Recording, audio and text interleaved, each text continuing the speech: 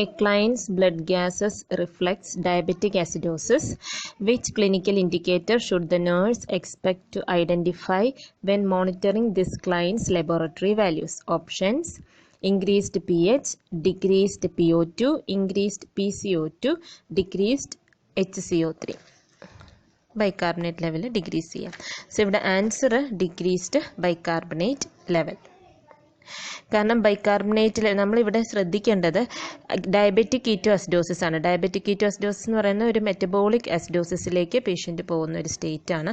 So acidosis എന്ന് പറയുമ്പോഴത്തേക്കും pH 7ലും താഴെ പോവാണ്. ഇവിടെ പറഞ്ഞിരിക്കുന്നത് ഇൻക്രീസ്ഡ് pH എന്ന ഫസ്റ്റ് ഓപ്ഷൻ. സോ അതല്ല.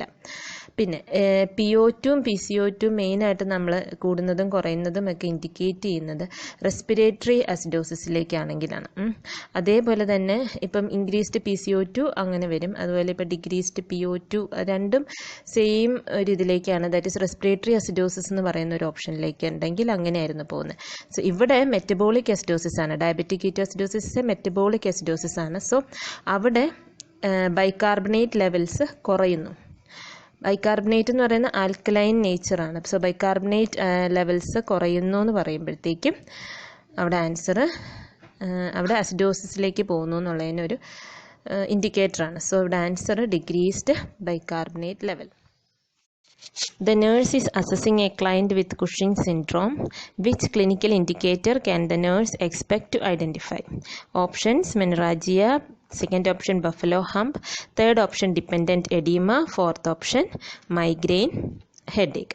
ഇവിടെ ആൻസർ ബഫലോ ഹമ്പ്.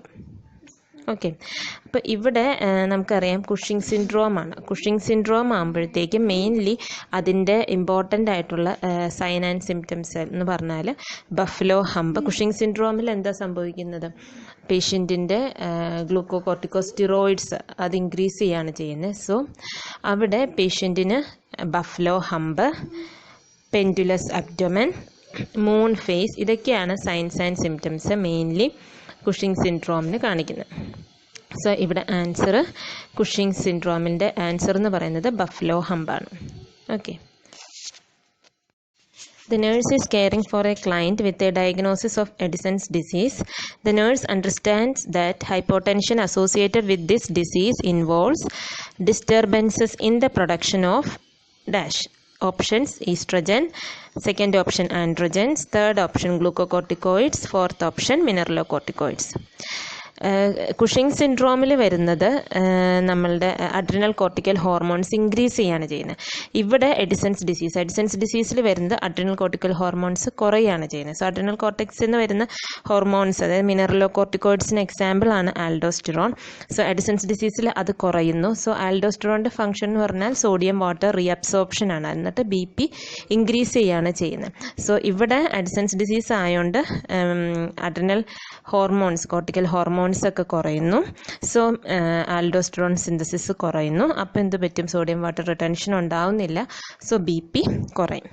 സോ അതുകൊണ്ടാണ് പേഷ്യൻറ്റിന് ഹൈപ്പോടെൻഷൻ വരാൻ കാരണം. അപ്പോൾ ഇതിൻ്റെ ആൻസർ എന്ന് പറഞ്ഞാൽ എന്തിൻ്റെ കുറവ് കൊണ്ടാണ്?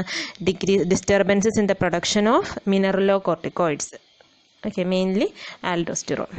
സോ ആൻസർ മിനറലോകോർട്ടിക്കോയിഡ്സ് ആണ്. A client is diagnosed with diabetes insipidus. During assessment, which sign does the nurse identify as the most indicative of diabetes insipidus? Options: increased blood glucose, second option decreased serum osmolarity, third option elevation of blood pressure, fourth option low urinary specific gravity. ഇവിടെ answer low urinary specific ഗ്രാവിറ്റിയാണ്. Okay, അതായത് diabetes insipidus എന്ന് പറഞ്ഞാൽ anti diuretic hormone കുറയുന്ന ഒരവസ്ഥയാണ്. Anti diuretic hormone കുറയുമ്പോൾ എന്ത് സംഭവിക്കും? യൂറിൻ ഔട്ട്പുട്ട് ഇൻക്രീസ് ചെയ്യാണ് ചെയ്യുന്നത്. സോ യൂറിൻ ഔട്ട്പുട്ട് കൂടുതലായിട്ട് വരുമ്പോഴത്തേക്കും സ്പെസിഫിക് ഗ്രാവിറ്റി എന്ന് പറഞ്ഞാൽ എന്താ? കോൺസെൻട്രേഷൻ ഓഫ് യൂറിൻ കുറയുന്നു, ഡൈല്യൂട്ടഡ് യൂറിനായിട്ട് മാറുകയാണ്. സോ ഇവിടെ answer low urinary specific gravity. Which adaptation should the nurse expect the client to exhibit when assessing a client with hyperthyroidism? Options: listlessness, weight loss, bradycardia, decreased appetite. ഇവിടെ hyper thyroidism ആണ് പേഷ്യൻറ്റിന്. Hyper thyroidism ഉള്ളൊരു patient കാണിക്കുന്ന signs ഏതൊക്കെയാണ്?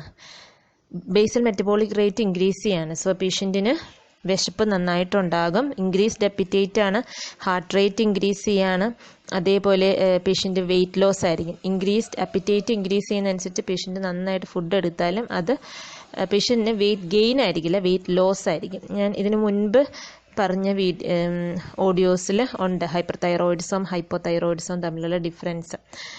Okay, അപ്പോൾ ഇവിടെ hyper thyroidism ആണ് patient. അപ്പോൾ ഈ ഓപ്ഷൻസിൽ listlessness means showing no interest in anything. So അത് ഹൈപ്പോ തൈറോയിഡിസം പേഷ്യൻസ് ആണ് കൂടുതലും കാണിക്കുന്നത്. പിന്നെ ഹൈപ്പർ തൈറോയിഡിസത്തിൽ വെയിറ്റ് ലോസ് ആണ് ഉണ്ടാവുന്നത്. ബ്രാഡിക്കാർഡിയ അല്ല ഹൈപ്പർ തൈറോയിഡിസത്തിൽ, ടക്കിക്കാർഡിയാണ് ഉണ്ടാവുന്നത്. അതുപോലെ ഡിക്രീസ്ഡ് അപ്പിറ്റേറ്റ് അല്ല, ഇൻക്രീസ്ഡ് അപ്പിറ്റേറ്റ് ആണ് ഉണ്ടാവുന്നത്. ഓക്കെ, അപ്പോൾ ഇവിടെ ആൻസർ വെയിറ്റ് ലോസ് ആണ്.